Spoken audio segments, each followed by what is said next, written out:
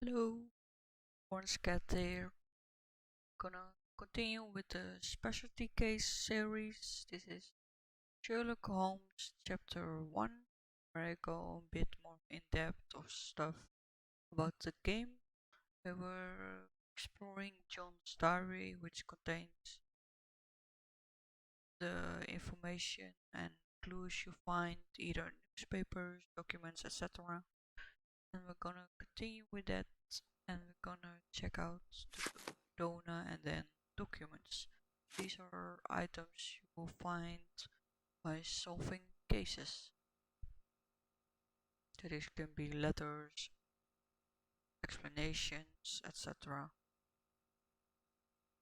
Auction notification. We have been instructed that a public auction will take place on 20th July at Stone Manor. All lots have been selected from the finest pieces of the property owned by the Holmes family and have been evaluated by experts.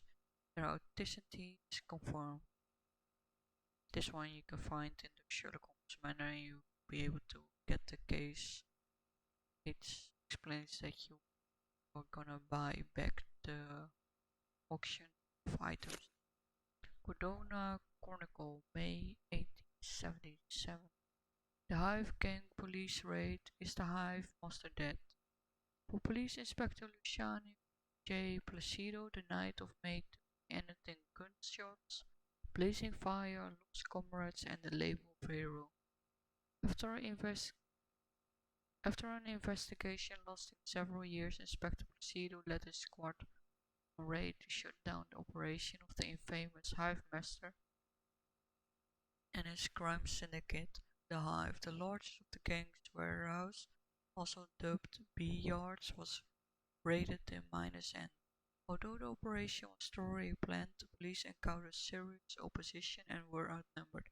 The gang set the warehouse on fire and ambushed the officer and engaged them in gunfire. We have received confirmation from several sources that Inspector Placido managed to corner the Hive Master, the gang leader subsequently perishing in a failed attempt to escape from the burning warehouse. As a result of the operation, Placido was promoted to the position of Chief Inspector. We congratulate the hero and are already preparing an exclusive interview with the governor that will include an official statement of the operation. The Lord of All Beasts. The Lord of All Beasts, written by Dr. Ian Menzies.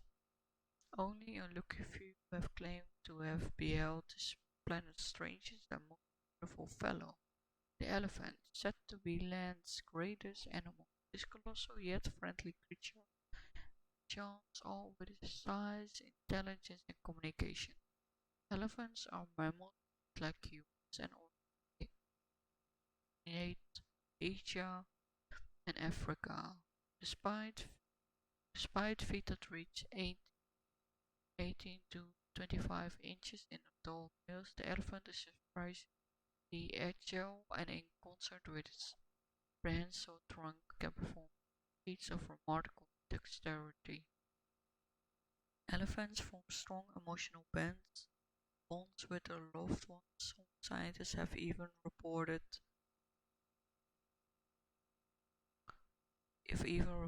which seeing signs of grief or happiness. Perhaps the question is not how much elephants resemble us, but how much we resemble them.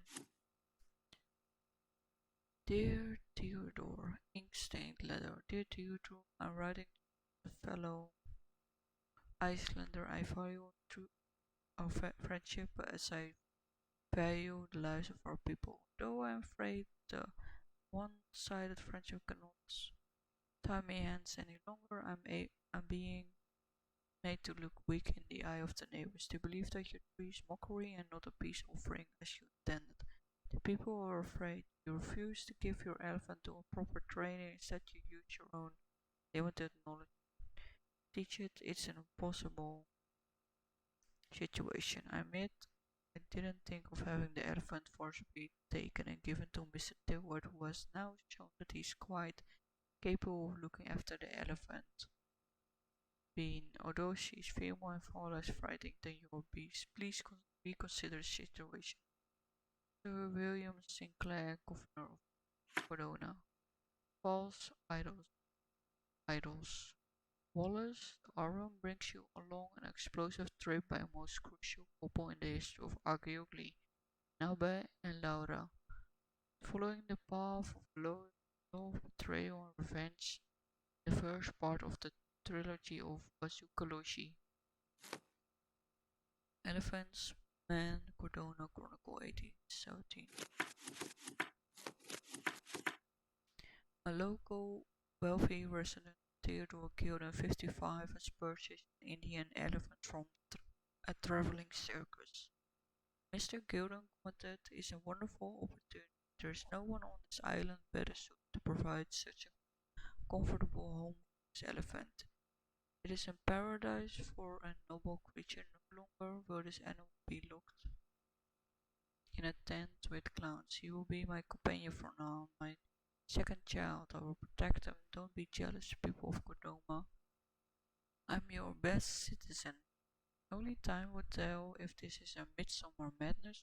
The neighboring elite of Cordona was shocked to read the news and furthermore to hear the terrible trumpeting of the beast, but they are having to accept the eccentricity of one of Cordona's most powerful. Now we can all say that the riches of our island have troubles to bear too, same as the rest of us. Tales of Hatred. Wallace the Alrum continues the experimental trilogy with an innovative second part concerning the most critical couple in the history, a crucial couple in the history of archaeology, Nabe and Laura. They have achieved success, although their victory comes at a cost. Dr. Manbon's true identity has forced Nabe to question his life and that of everyone around it, even Laura. His greatest enemy is his father. His greatest friend might be a monster. In the second installment, readers will learn more of the scientific past of both characters, how they survived for so long in the heart of the desert, and if archaeology can resurrect the dead. Or, after all, Dr. Madbon is only a pawn in the game of the larger threat. Sir Death. Titus Lemonius tomb have found. Near the city of Corain, British archaeologist Sir George Griffith has discovered the well-preserved tomb of Roman Gate General E.D. Titus Lemonius, owner of the legendary twin swords of Romulus, gifted by Augustus, first emperor of the Roman Empire. In an exclusive interview, Sir George described the find as a priceless addition to the history of humankind. The entrance was found by the remarkable several blocks of soil around a prominent statue revealing the tomb. According to Sir George, the statue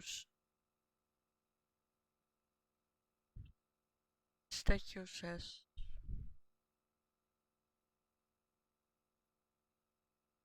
the statues represent the life of Titus.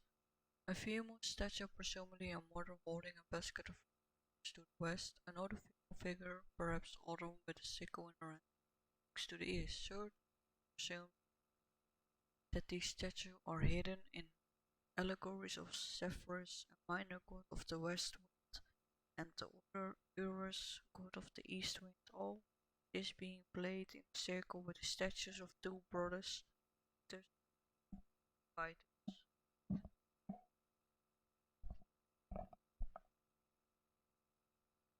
The achievement of the archaeologists have been acknowledged by the crown.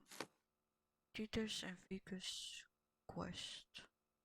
Titus and Vitus Lemonius were legendary legates of the early Roman Empire, starting their military career to suppress the years of Bellovaci and Alebrogus. They were the key commanders during the siege of Athena and the Battle of Actium. With the new Emperor Augustus, the brothers received twin swords, presumably the ones belonging to Romulus Remus. The brothers served as legates to conquer the Dalmatian and African provinces, and were famous for their worship of minor gods. Titus honored yours while his brother prayed to Zephyrus. Not much is known about the brothers except for the description by Pliny the Elder. Titus wore the skin of a lion with his head on a helmet, a tradition he picked up while being a signifier. Vitus held a shield large enough to cover the sky. The exact location of the tomb remains unknown. Historians know that Titus died in the spring of 10 AD, while Vitus in the autumn of 12 AD. Sharpest Pickaxe. Wallace the Orange includes a phenomenal trilogy of successful adventures of the most crucial couple in the history of archaeology, Nabe and Laura. Nabe and Laura's action have caused the Earth to split in two. The hostile environment is now full of unknown creatures, flying apes, pre-turtles that carry the world, and flying dinosaurs to prevent the end of the world. Nabe and Laura have had to combine their scientific knowledge and develop an ingenious solution. Sir Death has yet to be killed, and it is only a matter of time before he returns in wrath with an ancient knowledge of changing time. Heroes' characters survive in the past, present, and future. The chances are doubtful, but if you buy this book, the chances will increase. Wallowing with Cordona's Elite by John. Have you noticed that pigs are always soon to be found around Vale? The same can be said of certain members of Cordona's Elite found at the Manchus Manor. The cream of society has a thirst for lust, dirt, and nefarious deeds. Perverse, corrupt officials prefer to solve political issues behind the velour curtains. Cowden, the vice governor, for example, his political marriage collapsed international affairs in Russia. Where do you suppose this took place? At the party of Mr. Kurt Manchus. Not to mention that this puddle of waste is being nurtured in a mansion that once belonged to a crazy architect. A place where even shape and edge has where every shape and edge has occult meaning. Cordona's Elite feels safe and fine there, to be sure. This is a short summary of a single evening, but I'm sure there is more to discover. However, my hard work won't affect the run of my newspaper. John the journalist. The heir to the Detti family returns home. Niccolo Detti, a young heir to the Detti family business, has returned to Cordona after 12 years of studying and working on the mainland. This coincides with Orazio Detti's departure to Italy, and hints at the possibility that Niccolo is intending to take over the family business in Cordona. We will be watching the situation closely as it develops and will endeavor to obtain a reaction from Basilio Coppello. The Coppello and the Detti feud has been in existence for over 200 years, and even though this acrimony has been muted for the past few decades, some still remember the conflicts of the Gonzalo Detti and Vitalo Coppello era. We are hoping that Niccolo's young mind and Basilio's calm business attitude may find common ground. Greetings from Sir William Sinclair. Welcome, dear traveler. Look around you. This park, this island, and all of it has been created for you. Dream big in Cordona and spend big. This is only the start of an exciting adventure. I'm sure you will fall in love with this island once you feel your life would be empty without Cordona. Then it will be my privilege to welcome you once again as a citizen. last page of a diary. The old man lost it completely. I gathered loyal men, moved into an abandoned warehouse in Silverton. We'll start operation from here. Need some time to regroup and recruit more men. I think I will start with Big Fish and Slimy Joe. They were always good to do business with. Maybe also Big Han. He was good with numbers. Found an antique coin in one of the chests. Looks like a sign of good luck. Wonder who lost it here. So the documents in John's diary are some of the items you find during cases. So you also will read the information there for the first time. So yeah, this is for this part, for the specialty cases series. So thank you all for watching. Follow, subscribe if you like. Thank you for watching and wish you all well. See you in the next video.